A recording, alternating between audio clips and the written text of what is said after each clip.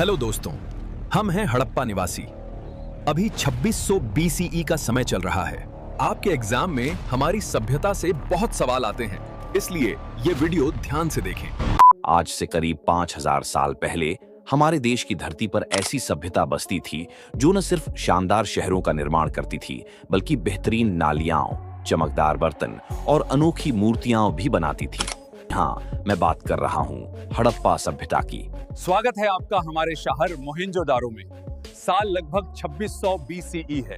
आइए चलते हैं उस दौर में जहां से हमारी इतिहास की सबसे पुरानी और रहस्यमयी कहानी शुरू होती है। ये लगभग 2500 साल ईसा पूर्व ये सभ्यता दक्षिण एशिया के पश्चिमी हिस्से में फैली हुई थी, वो इलाका जो आज पाकिस्तान और पश्चिमी भारत कहलाता है।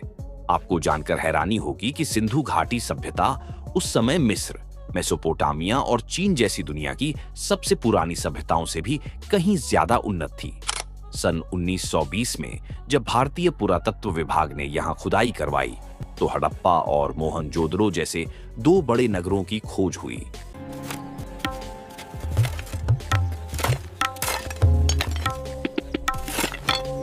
और फिर 1924 में विभाग के डायरेक्टर जनरल जॉन मार्शल ने आधिकारिक तौर पर दुनिया के सामने इस नई सभ्यता की घोषणा की। हड़प्पा सभ्यता अपनी बेहतरीन शहर बनाने की योजना के लिए जानी जाती थी।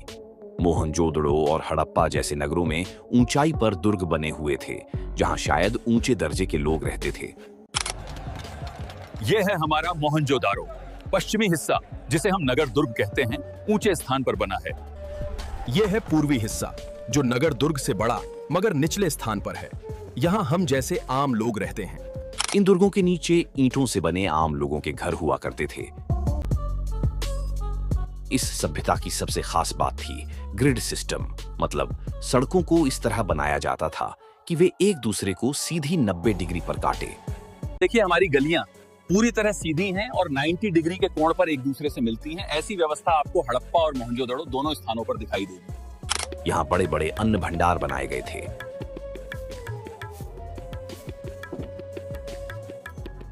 हड़प्पा सभ्यता वाले पक्की ईंटों का इस्तेमाल करते थे, जबकि उसी समय मिस्र में कच्ची ईंटों का प्रयोग होता था।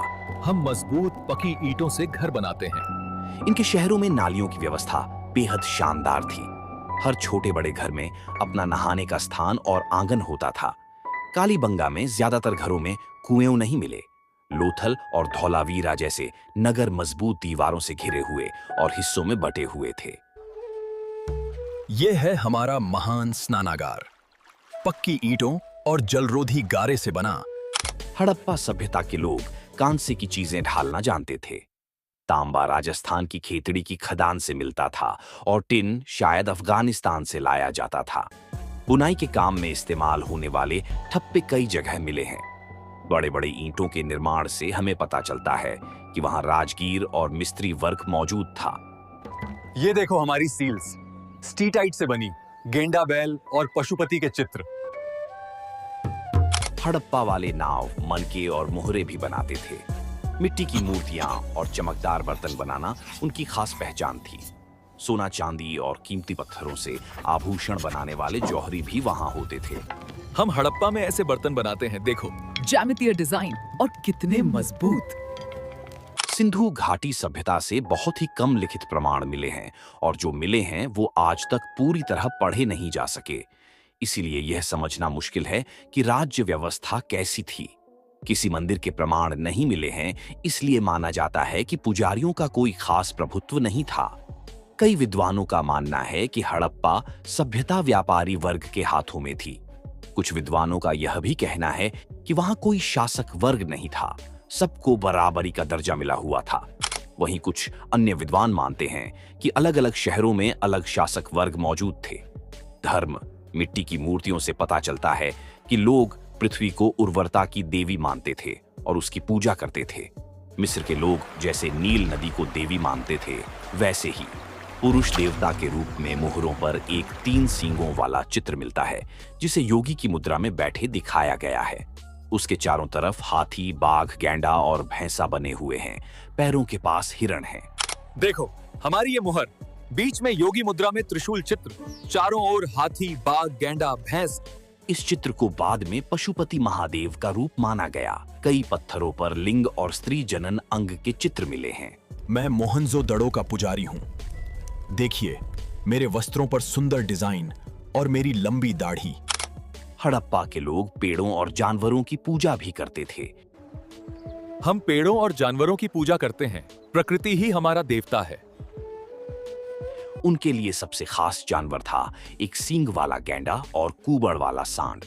बहुत से ताबीज भी खुदाई में मिले हैं।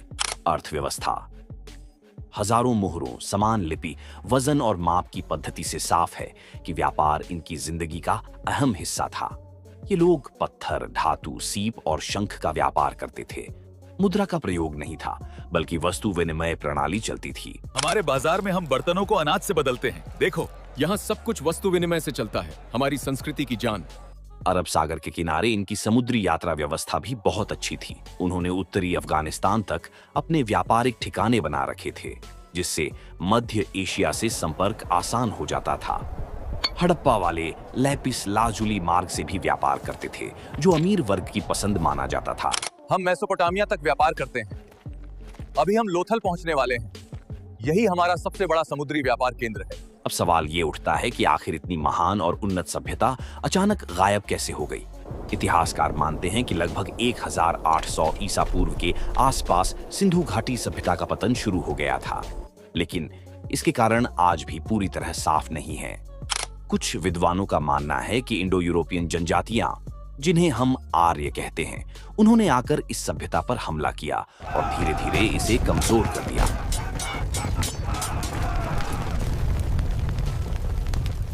दूसरी ओर कई विशेषज्ञों का मानना है कि इसके पतन का असली कारण प्राकृतिक आपदाएं थीं। कहा जाता है कि उस क्षेत्र में भूगर्भीय हलचलें हुई, जिनसे बार बार भूकंप आते थे। वहीं जलवायु में बदलाव भी हुआ। बारिश के पैटर्न बदल गए। कुछ जगहों पर नदियों ने अपना रास्ता बदल लिया, जिसके कारण खेतों में बाढ़ आई और खाद्य उत्पादन पर असर पड़ा। इन तमाम कारणों की वजह से यह सभ्यता धीरे धीरे कमजोर पड़ी और आखिरकार अपना अस्तित्व खो बैठी। मतलब, सिंधु घाटी सभ्यता का पतन अचानक नहीं हुआ, बल्कि यह एक धीमी प्रक्रिया थी जो कई कारणों से मिलकर हुई।